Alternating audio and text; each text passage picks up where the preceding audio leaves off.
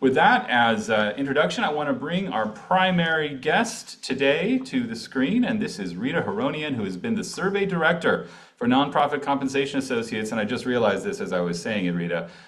This survey and your work on it are the same age as Cal Nonprofits. We've been doing this together a long time and in partnership for many years now.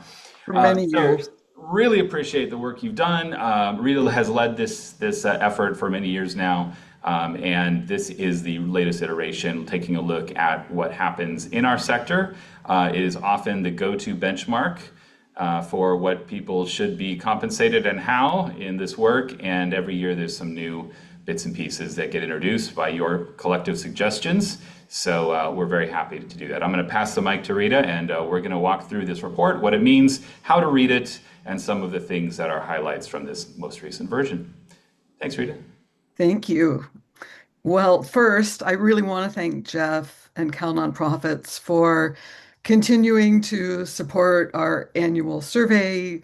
There's a separate Northern California survey and Southern California survey, and for inviting me to speak with you all. Today, I recognize some of the names flashing across the bottom there. The basic idea is that we're looking to take a snapshot of the labor market as accurately as we can, so that the people who are making decisions about compensation in nonprofit organizations can set pay levels effectively and prioritize their resources. So it's meant to help you determine competitive pay levels, meaning in line with similar jobs in the local employment market. I do want to remember to say, though, that and another important factor to consider when creating a salary structure, for example, is how the jobs within your organization compare with each other. So this is what we would call external labor market data. Internal comparisons within your organization can also be really important when putting together a structure. And each organization is unique. Each job at each organization is unique. We unfortunately can't collect and compile all of the possible relevant information, so it's not an exact science, but we make it as objective as we can and do it as precisely as we can so that the data that comes out in the report has real value for the nonprofits that use it. And this survey is special. One important reason is because it presents local data. Northern California is presented in a separate report than Southern California, and within each report, we break out pay levels, job by job pay levels for geographic regions, counties, or in some cases, groups of counties. So compensation surveys, sometimes if they have a very broad geographic scope, you might see California altogether, or the Western United States even, which, as we know, is not very useful because there's so much geographic difference in our state in terms of what the employment market looks like. So that's a really important feature of the survey.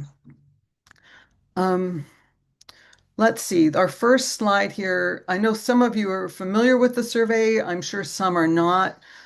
This is here just to show you the format of any of the job by job compensation pages. This is the top of the page, but I want to look at the columns and explain what this means. And I'll do it briefly because, as I said, I'm sure a lot of you are familiar with it. So for each job at the top, we have some lines of data that take into account all of the jobs reported by all the organizations that match this particular job. And it shows the number of organizations and employees, and then some percentiles. So from 10th to 90th, in the middle there you see median, and then 50% in parentheses. Median is just another word for the 50th percentile. So to calculate any of these percentiles, we order the individual pay numbers for individual people, say from lowest to highest, and then we choose the one that's in a particular position. So for the median, we choose the actual pay level that's in the middle. And that means that half of the people were paid less, essentially, and half were paid more. So it's a measure of the middle of the data that we collected. The 10th percentile means that we start at the bottom and go up 10%, and similarly, 25th, we go up a quarter of the way. We don't report in the survey the absolute low or absolute high for a couple of reasons. First of all, for confidentiality reasons, by reporting an absolute low or absolute high, someone can make a determination about the entire group of people in this job and that they're all paid at least at a certain level or not more than a certain level. We don't want to do that. And aside from that, the 10th percentile is it's not the lowest, but it's definitely on the low side. The 90th is definitely on the high side. So by reporting this range of percentiles, we want to give you a sense of where the data basically ranges. And then on the side, we have two average columns, average by employee, average by organization. Average by employee means we added up all the individual pay numbers and divided by however many there were. Average by organization means that we weighed each organization equally, regardless of how many people they reported in this job. So if an organization tends to pay higher or lower and has a lot of people reported in a particular job, that is not does not influence that average by organization number so much because that organization is given the same weight as every other organization. You'll see at the top, the first line is base salary, all employees, and then we have a line for the number who we were told are eligible for some sort of incentive or bonus. That doesn't mean that everybody got it. You'll see on the next line, we have the number that actually received something and those same percentile and average calculations for those bonus amounts. And then the total cash compensation that takes into account base pay and any bonus, also reported by the percentiles and the averages. So that's what is on each page. We have several data breakout categories we'll see on the next slide. Let's move to the next slide. So here this is yeah, good. This is an entire page just split in half so it could fit better on the screen. So you'll see several data breakout categories below those top lines. This is the from the Southern California report, the executive director CEO page.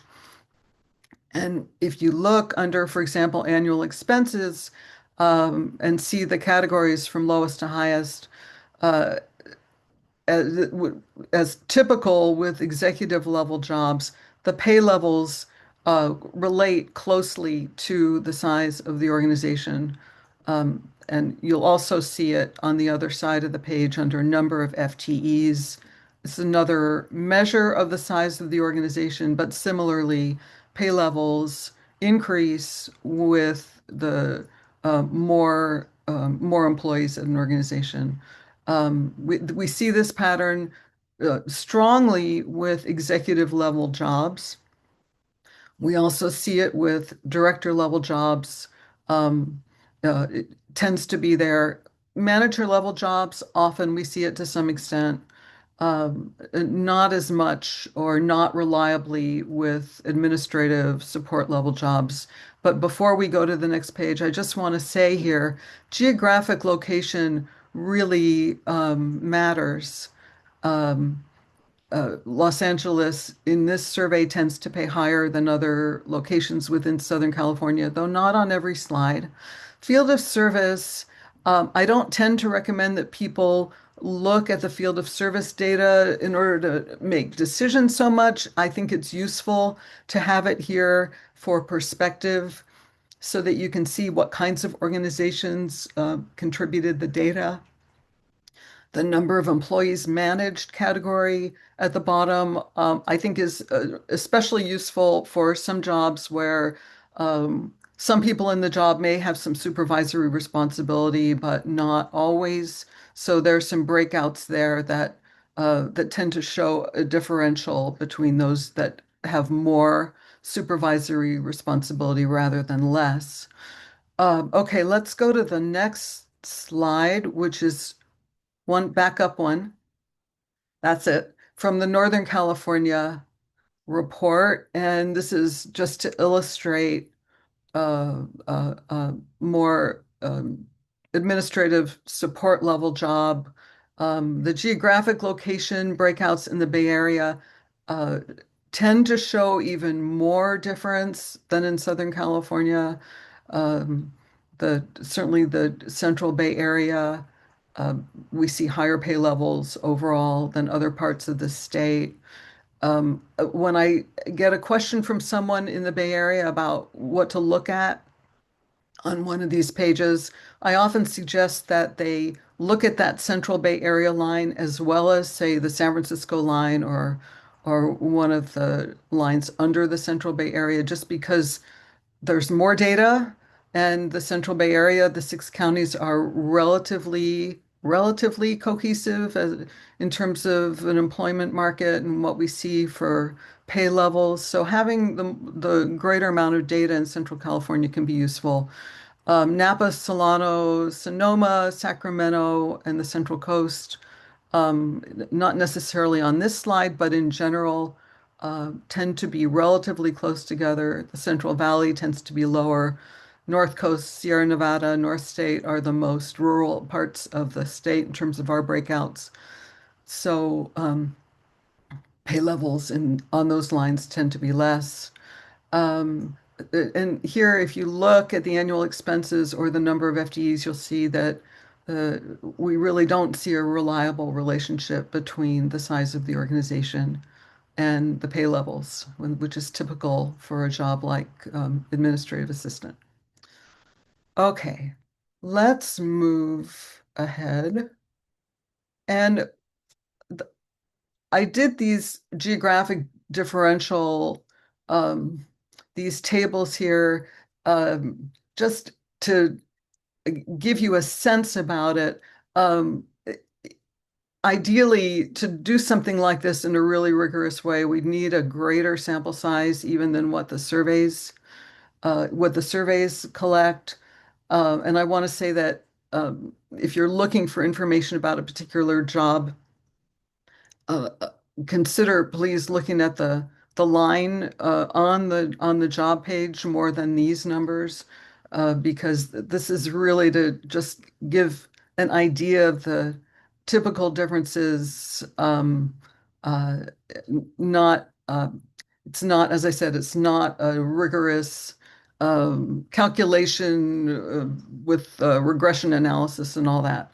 But it does give you an idea. So you'll see in the Northern California, there are very um, strong differences among the Southern California counties. Los Angeles tends to be a bit higher. Orange, San Diego Imperial, well, most of that information came from San Diego County rather than Imperial. And Santa Barbara and Ventura are very close to those counties. Inland Empire tends to be lower. San Luis Obispo Kern, you don't see a number there because we just didn't get enough to report enough jobs. There are some, but not enough, I thought, to make this kind of calculation meaningful at all. So this is really just to give an idea of the differences that we see. Let's move on to the executive director CEO compensation. We've looked at the difference between men and women now for a number of years. And of course, the rightmost columns there refer to 2026. The difference has fluctuated over the years, and uh, for quite a while, from about 2013 to 2019, you'll see for each year the second column, which is the average women's pay as percent of average men's, it was in the 80, 80 something percent. And then just in recent years, that gap has narrowed. Um, but not predictably from year to year. So it's not a straight line. This again is a function of just which organizations participate in the survey in any given year, how long their executive director or CEO has been there. Um, there are many factors that go into it, but we're looking at a trend over time. So the thing about this whole question that has come up in when I look at this issue in the survey is um, that the smaller organizations are more likely, relatively, to have a woman in this leading job. So even in 2026, and this pattern is not as strong as it used to be, but starting with the smallest organizations, we see 79% women, the largest 57% women. And of course, the largest organizations tend to pay more for this job. That just makes sense. So that seems to have a big influence on that overall pay gap that we see. When we look at um, each line individually, it's not, it isn't always the case that men are paid more. I mean, this year it's most often, but even last year, it's not predictable that men are paid more for similar organizations, but men are more likely relatively to be leading the largest organizations. And I also want to quickly say, when we ask for this information, we ask, is the person in this job female, male, or non-binary? And relatively small, I think it's 2% in Northern California, maybe 1% in Southern California this year indicated that. So we just haven't gotten enough information to this point to include that in this kind of comparison.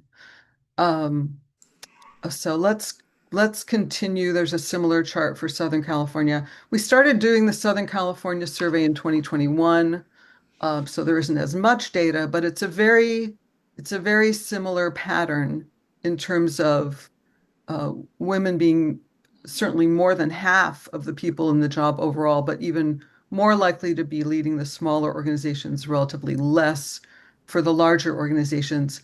I see Jeff may have something to contribute here or a question. This is our signal to each other. I just popped on here. Yes, There's a lot of good questions in the Q&A that I've been answering some of them, but I thought maybe I'd pause. We're moving into some of the sure. great equity survey work that you do. But before we leave behind those initial compensation sheets, I just want to say out loud to those listening and maybe not seeing all of these, there was a comment about the median on those lines that showed budget size. And so I just want to be clear with folks. Someone was asking that they didn't see any data for anyone less than 687,000. And that's actually 687 is the median between 0 and 999. So that 0 to a million, Rita's also noted what the median of the data set of those who self-reported. So you actually are seeing everything from 0 to 999 that was That's right. reported.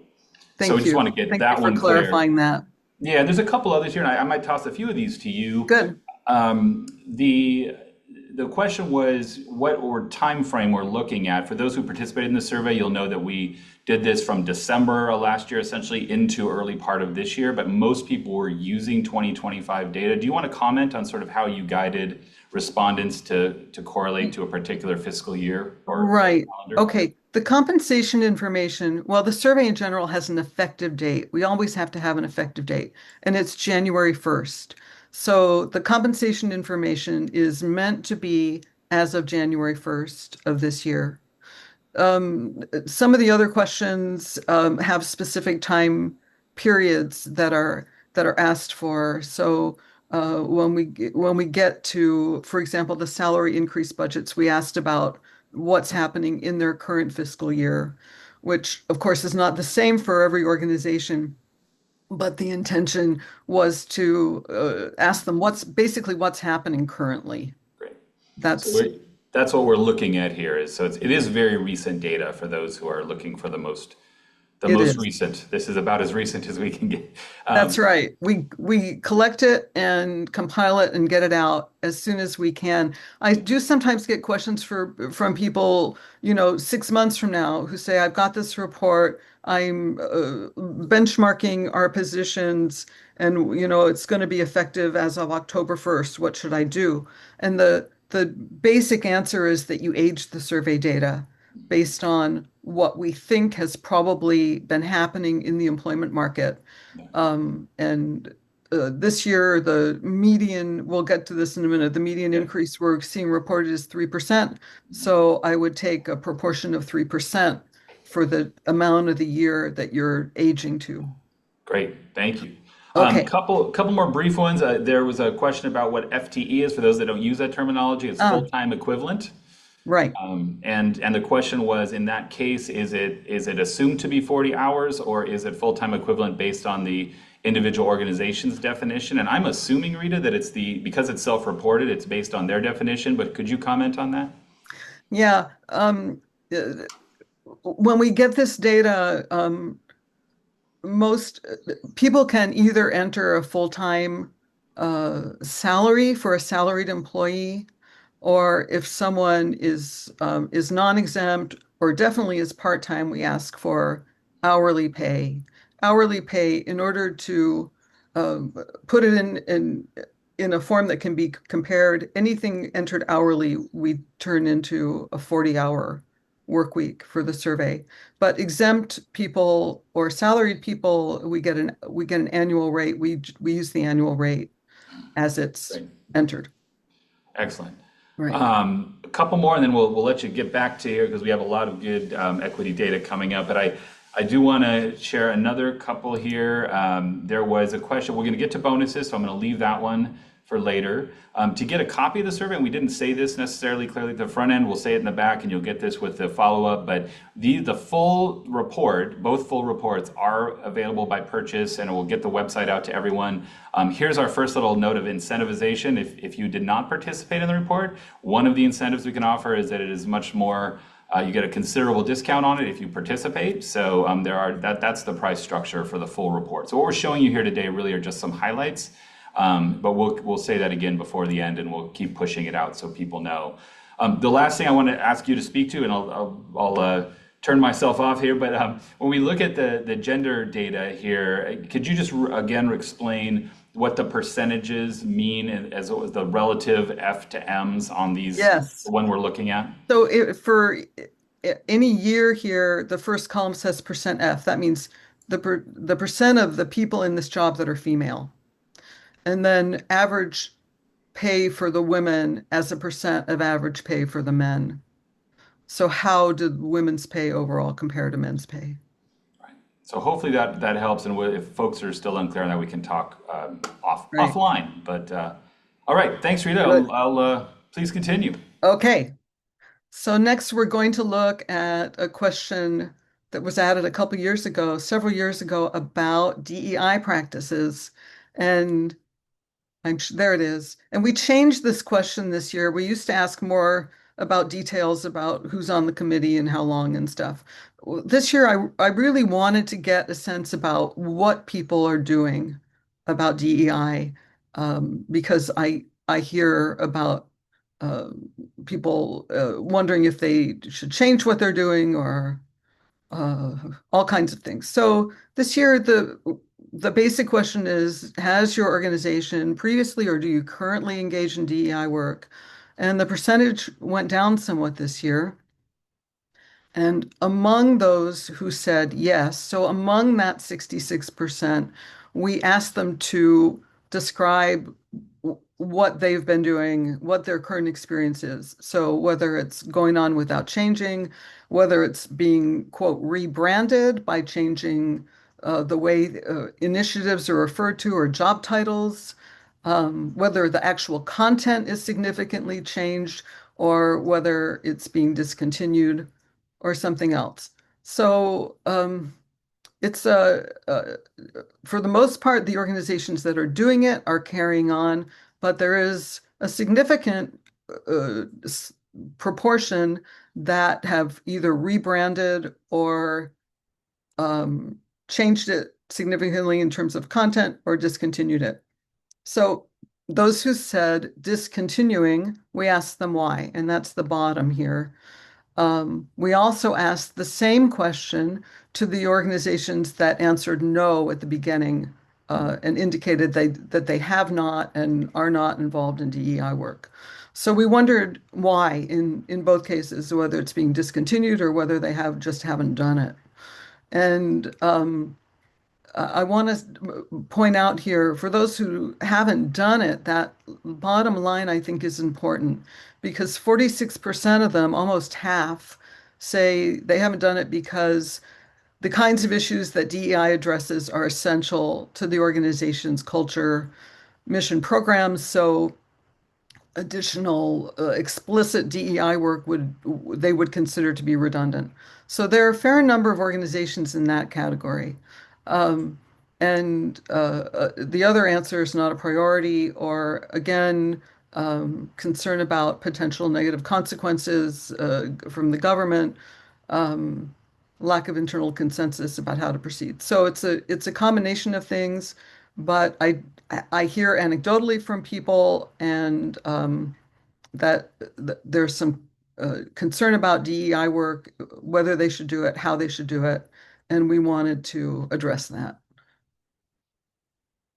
Okay, next we're going to look quickly at a, a few categories of employee benefits. Paid time off. The top line is the percentage of organizations that have separate vacation, sick, holiday, sometimes personal days off. And it's about 80% and has been. The second line you'll see there is the percentage that have what we call a PTO program, which combines vacation and sick time. So that has gone down a bit in recent years. I guess around 2014 to 2018, it was somewhat more popular. And then the bottom line is just other, and sometimes other means small organizations that don't really have a formal policy, for example. And on the next slide, we're going to look at the difference in the total number of days. The greenish line, at least it looks green to me, is represents organizations with all these separate vacation, sick, holiday, etc. And the orange is PTO. So this has been consistent, that the having this all the separate time results overall, and I should say the number of days here, this represents an employee who's in their fifth year of employment, because I had to pick one, so that's what I picked. So we see that when it's all separated, this employee actually gets more total days off than if someone has a PTO arrangement. On the other hand, my sense is that the organizations with the PTO uh, do tend to have more of that time consistently used, because an employee doesn't have to specify whether they're out for vacation or sick. It's all the same thing. So, there are advantages, disadvantages potentially either way, but those are the two main things that we see. We also this year asked for the first time about unlimited paid time off. And in the report itself, there's some information about that. Okay, let's move on to insurance. So this is just looking at a graphic of the cost per month per employee to the organization, not counting payroll deductions that employees are putting in. And not surprising, we see a very steady increase, and pretty sizable increase this year. So there's more about that in the survey. And then the next slide looks at the percentage of organizations that pay 100% of the cost for an individual employee. And then the next line, no, the bottom line, that orange line, is the percentage that pay 100% of the cost for dependents. Of course, it's much lower, but it's been pretty steady for quite a while. And that middle line is the percentage of organizations that have an HSA compatible plan. So that's dropped a bit recently. I haven't seen that it's ready to sort of take over the way organizations are doing their insurance benefits, but it's there. Certainly among, I guess, 20% or so of organizations. So the th thing I want to point out here is um, these lines for 100% for the employee independent haven't changed that much, but the plans themselves, certainly since 2004, have changed. We all experience this. Co-payments have gone up. Deductibles certainly have gone up, even if it's not HSA compatible. And I do hear from organizations that know that their employees really value their benefits, their insurance benefits, and do everything that they can do to continue to offer the best benefits that they have in a way that they can manage financially. So that's continues to be an issue for people running all these organizations. Okay, let's move ahead to retirement. Certainly by far, 92% this year of organizations offer some kind of retirement plan. It's actually the highest percentage we've seen. It's not a big change, but it's by far the common practice these days. And on the next slide, we'll see the percentage of those that contribute something. So on that first slide, do you offer a retirement plan? That includes some organizations that have a plan, but it's employee funded. And the second slide tells us that in 2026, 85% of our survey participants, I think that says 85%, contribute something. So 15% of them are employee funded, 85% are funded by the organization, usually as well. Most often, what we see is a matching contribution, and most often based on a percent of salary. And that's on the next slide, percent of salary. And it's gone down a little bit in recent years, about 4.5% approximately. It was a little bit higher, say 20 years ago, but it's been relatively stable recently. Jeff. Yeah, can you comment a little bit? Those last two slides, I think jumped out at a few folks that we're seeing an increase in the number of employers that are contributing something, and at 85 seems to be an all-time high. Yeah, And at the same time, a decrease in the actual percent of salary by the right. employee. Can we talk? Do you have any other observations to share about that? It's an interesting combination. Um, I have the sense that employers have felt motivated, first of all, obviously, to offer a retirement plan, Yeah, and secondly, to contribute something.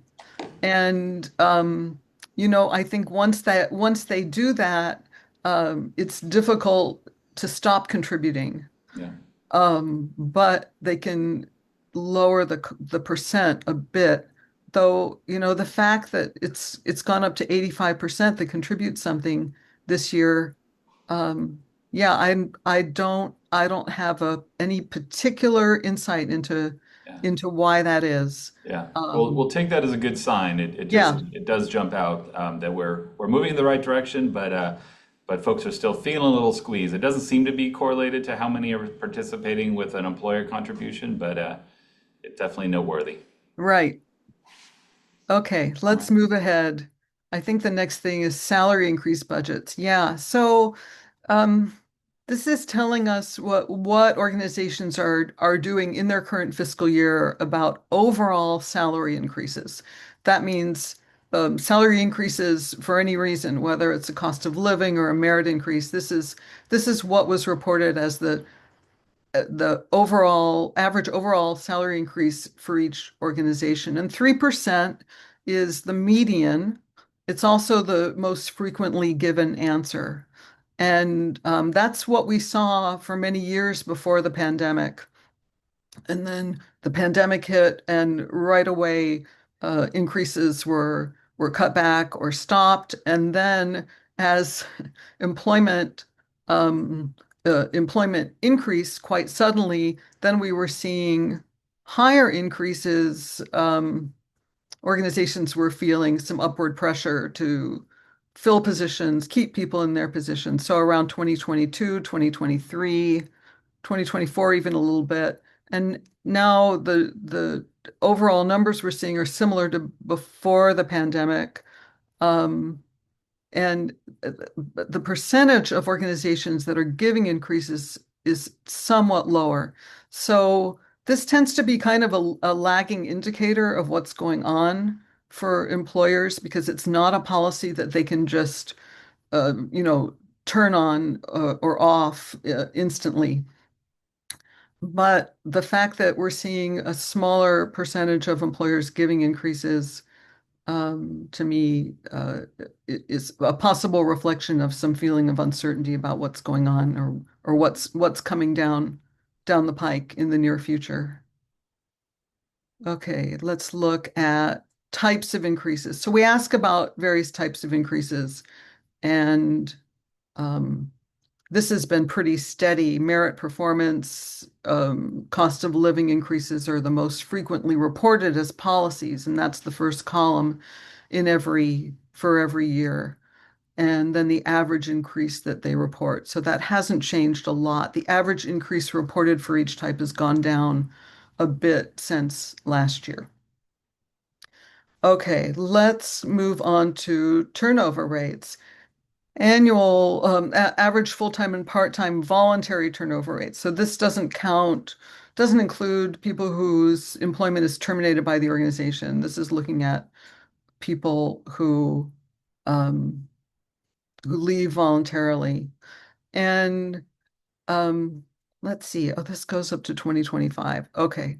So uh, when jobs are tight, turnover rates tend to drop. People don't feel that they have a lot of opportunities elsewhere and tend to hang on to their jobs. Um, when it reverses, then we see turnover going up, and it went up a bit last year. Um, I think this year for 2026, it went down a little bit, but we're not looking at anything very dramatic that's happened. I think it's down from the this year from the high that we saw right after the pandemic when um, employers were having a hard time filling positions and keeping people. And also another question we asked about whether people are concerned about turnover in the future, and there was relatively low concern about turnover in the immediate future, at least. Okay, and a related question is job families that are difficult to hire into and retain people in. Program delivery is at the top of the list. It's gone down a bit. That means whatever your program is, the sort of hands-on program delivery people. Of course, the most public-facing people typically are among them. So, uh, with the pandemic, that this was became a real difficulty. It's gone down some, but 40% of our survey participants reporting some difficulty either hiring or keeping their program delivery people. I think that's notable. Development and fundraising tends to be in here in these numbers always the next highest, even though it's not as high. So, and I do hear from people about difficulty hiring and keeping really qualified development staff. So that's reflected in this slide. Okay, and next we have a new question, use of artificial intelligence. I was surprised to see 63% of organizations say that they do something in the workplace with artificial intelligence. Note-taking, summarizing for meetings was by far the most commonly reported use. And we asked, and this is some subjective, it's just the person who's answering these questions, what they thought the overall impact was. Slightly more than half said positive, but mixed and neutral, if you add those together, that's 37%. So that's That's not a small proportion of people. And then I just have some sort of representative comments here that we asked for anything that someone wanted to add about their impact rating, positive or mixed or whatever. So improved efficiency, certainly saving time, useful tool. Even the positive people, though, sometimes said as long as it's checked, as long as it doesn't just get used without review or editing. And the mixed neutral ones, positive in some ways, but doesn't, for example, doesn't replace creative thinking. One person said can add more time than it saves. I think we'll continue to ask this and see where it goes. Certainly, artificial intelligence continues to change, and 63% of our survey participants are doing something with it. Okay, next, another new question, experience with government contracts and grants. We wanted to get a sense about cuts to government contracts and grants, how prevalent, how organizations are impacted by them, and what did we have here? It looks like more than half of our survey participants get some sort of government contract or grant, and often it's a really significant part of their overall revenue. Average was 45% of their overall revenue. So of the people that do, 41% reported cuts last year, median cut 15%, 42% similar anticipate cuts in 2026. And a few a, a smaller percentage, but still some reported increases and expect increases. We asked about the kinds of programs that are impacted, a really wide variety of programs. Education was the most frequently reported. I wouldn't have predicted that necessarily, but a lot of different kinds of social service programs, also legal services, conservation, pretty much everything is appearing here to some degree. So that's been a concern on the radar screen for people. Okay. And we have employee engagement and retention. The idea of employee wellness continues to appear in various places in the survey. And here are some strategies that we've heard organizations using. 98% in this year's survey indicated that they do at least one of these things. So almost all of our survey participants have this on their radar screen and are doing something about it, often more than one thing. Okay, let's move on to living wage. First, I want to define living wage. Here's the definition, an estimate of the local pay rate that a full-time employee needs to cover the cost of their family's basic needs where they live. So within a geographic area, there are different living wage numbers depending on the size of a household and the number of household members who work for a living. And when we asked this basic question, is it a strategic priority, went up this year to 85%, but I want to note here that we added an option for 2026 saying that we already pay a living wage, and that could account somewhat for the increase.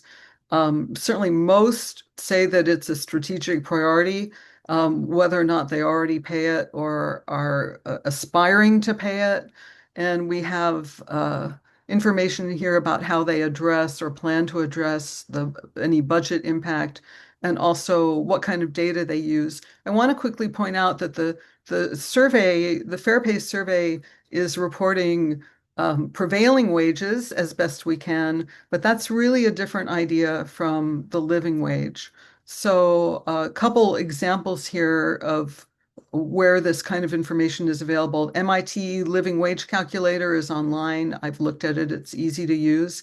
There's also something called the EPI, Economic Policy Institute, I think, Family Budget Calculator, which is online. You can look at those if you're interested and get some more information about it. Okay, let's move on to bonus incentive pay. This just is a graphical representation of how the policy of organizations giving some sort of bonus or incentive pay to various uh, uh, types of employees has changed over the years, starting in 2010. It's certainly more prevalent than it was, especially for people in the executive director, CEO position, but also for other staff people. I want to say if you're thinking about adding incentive bonus pay to your salary administration, I strongly recommend getting some advice from a consultant with real experience and expertise in that area so you can design a plan that accomplishes what you want to accomplish. And the next slide has some details about executive director. So on the left, we see the percent that actually receive something. It's gone up since 2010, goes up and down a bit from year to year. I think maybe it could well have something to do with economic conditions. And there on the right, we see the median. The median amount, of course, varies wildly depending on many things, including the size of the organization, but the median has been $10,000 for the last couple years. We also mentioned, I want to mention, we had a question about key person insurance here. It's not, this is, doesn't exactly relate to this, but we added a question to the survey whether the organization carries what's called key person insurance, life insurance, typically taken out on the executive director, CEO with the organization as a beneficiary. And it's part of emergency planning efforts.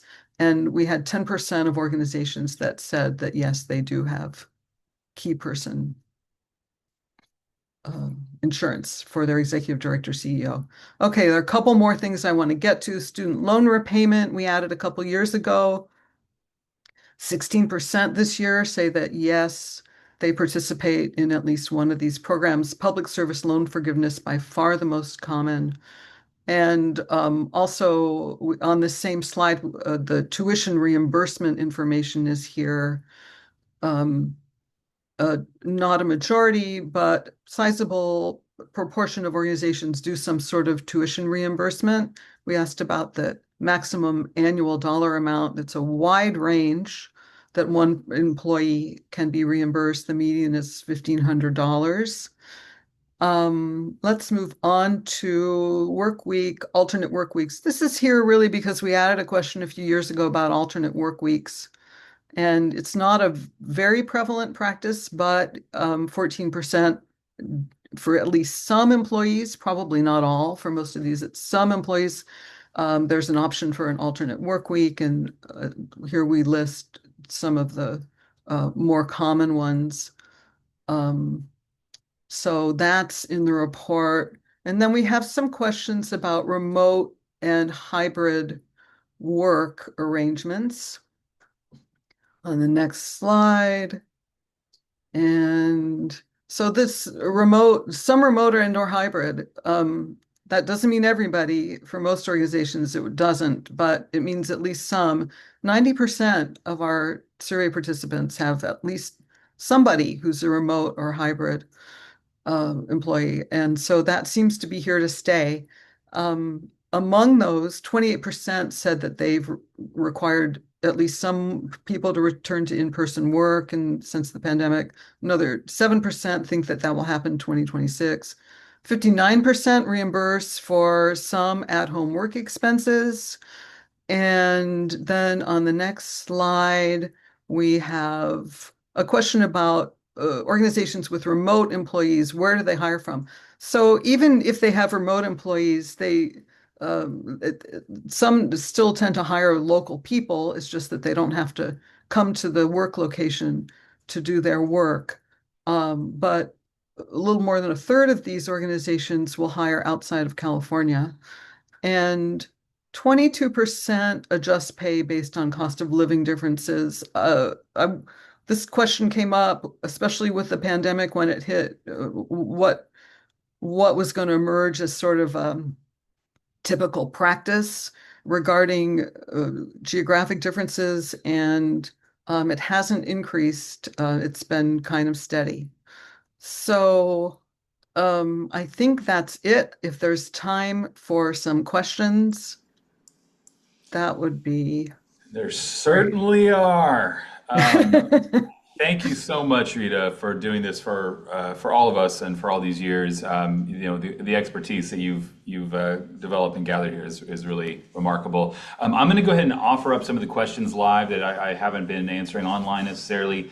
And I'm going to ask Robert maybe to pull up a few slides as we talk through them. I want to go back to the vacation slide, slide 17, if we could, while I ask the question here to Rita. But the question was, is there any information, I know the answer is yes, but I'd love to hear your comment, about the caps on vacation accrual and how organizations Yes. handle that. Can you comment on that? Yes, we do ask that in the survey.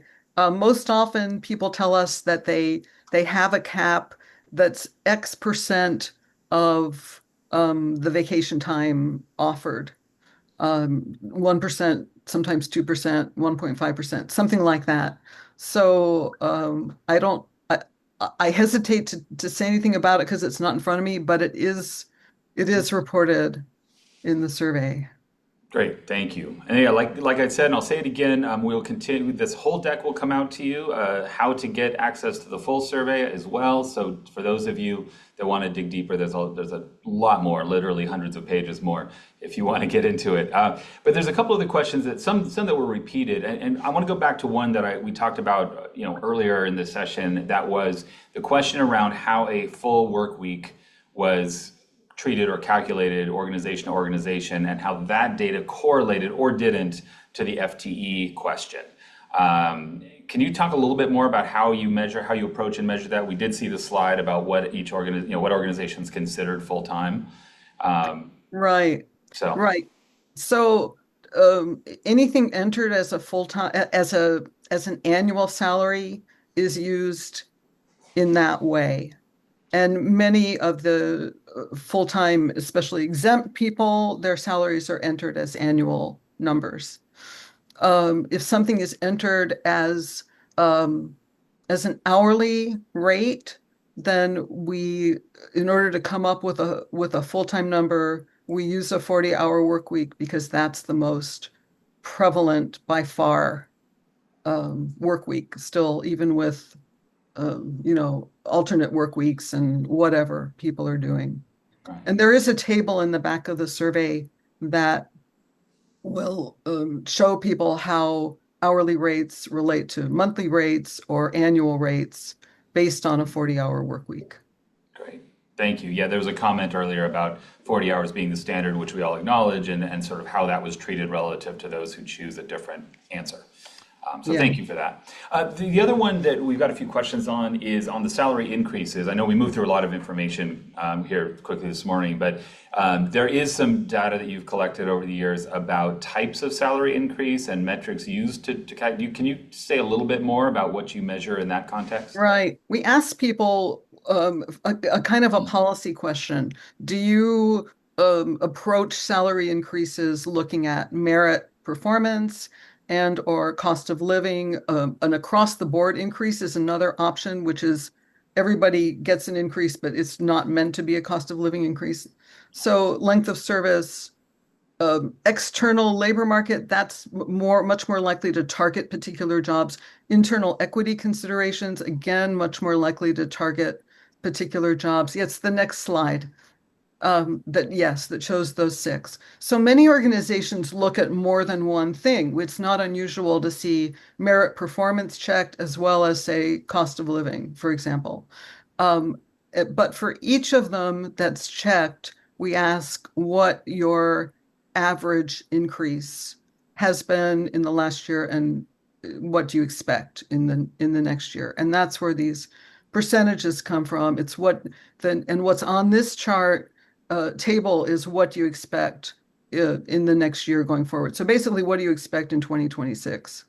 Um, and so it's not unusual, as I said, for people to check more than one. That doesn't mean that, everybody's going to get the same thing. They aren't necessarily, certainly not for merit performance, but that's the average merit performance increase that was reported.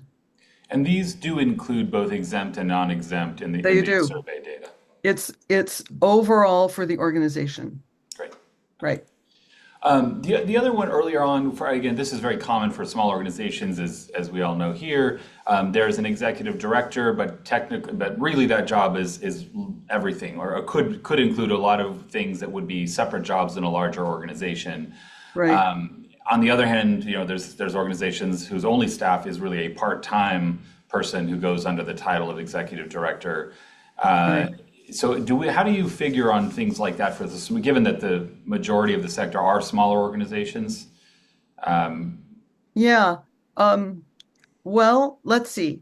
Uh, People report their job titles, and that's useful for reference in reviewing the information. And you'll see on the executive director page, there is definitely data reported for organizations with relatively small budgets and small numbers of employees. So um, right, we want to be able to report that because there are a bunch of them, and we want to provide information. Occasionally, there will be an organization that just reports um, a program coordinator. That's right, their only job. And in that case, we don't look at that person as the executive director because right. they don't have that kind of responsibility. Um, but And do you use a full-time equivalent if it's a part-time job? yes, Okay. yes, For folks that were definitely. asking about that, that's good to Yeah, remind folks of. yeah, Okay. it has to be. Right. Yes. And there were a few more questions, maybe some folks that missed the earlier part, but that, in each of these reports, there are broken out along several different axes. So again, let's repeat, it's overall budget size as measured by expense budget. Yes. There was Annual somebody operating expenses is what we operating look at. expenses, right? You There know, was we one could look question at about, revenue, but expenses tends to be a little smoother. right, great. So not there is not a gross revenue correlation, but there is No. geography, budget size, number of employees, number of direct reports managed. So there's several there. Some people were asking about, okay, if I if I'm in an area that's neither one of those specific geographies, maybe it's part rural, part urban. Do you have any advice for folks on how to use the data that is available if they're trying to blend metrics to come up with salary bands or anything else? Well, these geographic categories are meant to cover the whole state one way or another, but um, we we don't get as much data, of course, from the more rural areas. So if you're looking for information about a particular job and your organization is in one of the more outlying rural counties, there's a decent chance that we won't have it just because we can only report what we get and we need a certain threshold for confidentiality and also sort of data integrity reasons to report anything. So what I would generally suggest people do is to look as if they can, and I can answer these questions for people if they contact me, and come up with the best information that I can. If you can look at jobs in the report where your location is reported, get a sense about how that differs from the overall level and use that as a general guide for what's happening in your area. Yeah. Thank you for that. The other comments were about other time. We didn't have obviously time to do the whole report here today, and nor was that the intention for the overview. But other kinds of compensation are included in your data, and especially I know you have asked for at least recent years about other types of benefits that often are given only to an executive director or CEO. Auto allowances, paid Yeah. memberships, those sort of. Can you comment on that? Yeah, there's a list of what we call miscellaneous benefits, and we ask specifically for the executive director, CEO, and then for other executive level people, and then for staff in general. So it's quite a long list. That's where the tuition reimbursement information came from, but yeah, Right. there's a Right. list of other what we call miscellaneous benefits. And for the folks that may have missed some of the introduction, again, the sample size this year hit a new high, which is great news for Southern California. We were over 1,000 overall, correct? Um, 992 overall. And We're some organizations have their compensation data in both, eight shy. Okay, so which that's is why we get great. the We bigger love it. sample size. We Great. love So it when next that year the goal happens. is to break 1,000. That's the goal That would be for great. 2027. That's excellent. Thank you, Rita. Yeah, and Rita mentioned earlier that the Southern California survey. Previously, some of you may know that there was a survey done by the Center for Nonprofit Management for a few years, and so the work that Compensation Associates did focused more on Northern California, and then ultimately now for the last how many years now? Six, seven, This is the sixth year, sixth year with both surveys done in the right? same fashion. So. There's a lot more questions here. I think what I'll do is suggest for folks that if you've got other things that you want, I know Rita, you offered to go direct. Do you want to share? I think Sure. we have a slide with your contact information we can put back up. Yes, it's at the end. All right, there it is.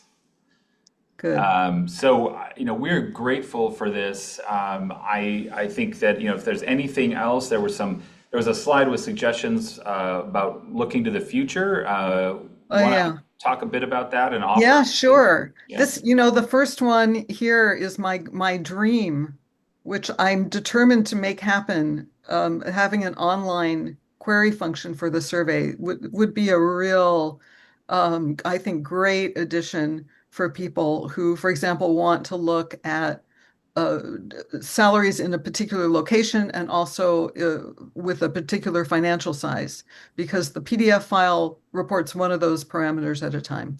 So that's a aspiration that I think is really important for the survey over the long term going forward. We always want suggestions about jobs that aren't currently covered and emerging policy questions. We really want to keep the survey relevant and addressing what is going on in the work lives of people running these organizations and rely on suggestions from survey participants to help us do that. Great. Well, I will reiterate that invitation, and we truly, over the years, this survey has been arguably co-created by the entire nonprofit sector, Yes, it uh, has. as they've asked those questions, and Rita has taken it upon herself and her small but mighty team to make it possible to answer those to the best of our Right. ability. So we will keep that door is open, direct to Rita, or frankly, you can reach out to our team here at Cal Nonprofits, and we're happy to offer and pass on any ideas back and forth. And for those of you that I know there were a lot of questions today, if you didn't feel like your question was fully answered, first, let me recommend you can go purchase the full report. Secondly, please participate in it. That's what makes it work. And the bigger the data set, the more robust, the more relevant, and the stronger that data is. So we're always going to pitch that. And we will do this every year, will we not, Rita? We will. We're Till the, committed. till the cows come home. Yes. Uh, all right. Well, I want to give you any final words before we sign off today that you'd like to share with the folks. I'm just really grateful to everyone who participates in the survey, especially we also have regional partners that help us publicize it. Count on Profits is absolutely indispensable to the health of the survey. So, so thank you for keeping this going. We want it to be as valuable a resource for the nonprofit sector as possible. Thank you so much, Rita. And if you're on our list, you will get that solicitation. A couple folks that asked, they're ready to participate. There will be those open invitations coming out at the end of this year again. You can go to the website there for Nonprofit Compensation Associates for other information. And again, thank you so much for doing this with us all these years. And to everyone else, thank you so much for joining us, and we will be seeing you soon. Thank you.